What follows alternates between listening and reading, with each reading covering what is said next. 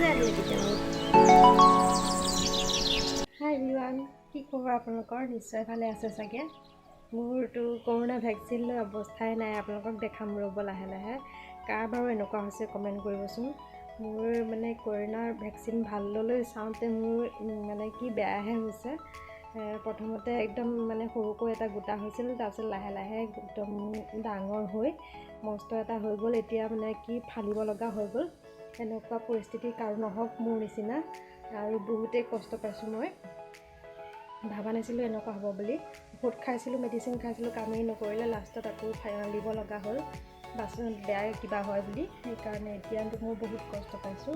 আৰু এতিয়াতো বিহু পালেহি, একোৱে কৰিব পৰা নাই। অকণ কিবা এটা কৰোঁ তাকে ভাবি। বাৰু যি নহওক, মোৰ এই ফুলখিনি চালেই মনটো কিবা এটা ভাল লাগে।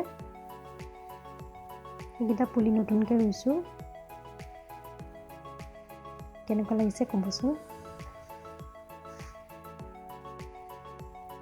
এইটো অকণমান ছাঁত থৈছোঁ, কাৰণ ৰ'দত দিলে মৰি যাব বুলি অকণমান ভিতৰৰ ফালে থৈছোঁ। মই এটা কেক বনাবৰ কাৰণে এইখিনি ফেটি থৈছোঁ। ময়দা সৈতে কণী আৰু গোটেইখিনি আপোনালোকে জানেই আৰু কি দিয়ে। আৰু মই এটা সহজ উপায়েৰে বনাওঁ।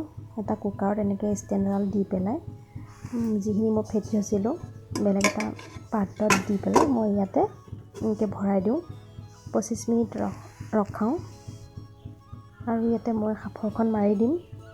হুইচেল নামাৰোঁ, কিন্তু মই এপাক খুলি চাওঁ। যদি হৈ যায় তেতিয়া মই অফ কৰি থৈ দিওঁ।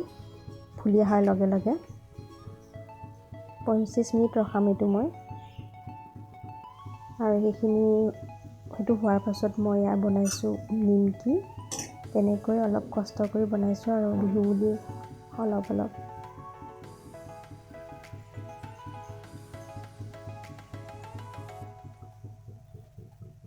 এইখিনি ভজা হৈ গৈছে।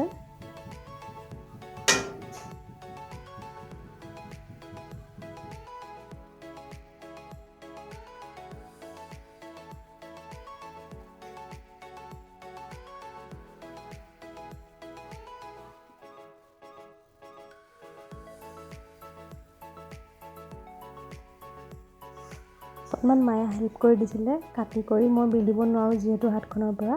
মই ভাজিছোঁ আৰু মায়ে অকণমান বেলি পেলাই কাটি দিছে।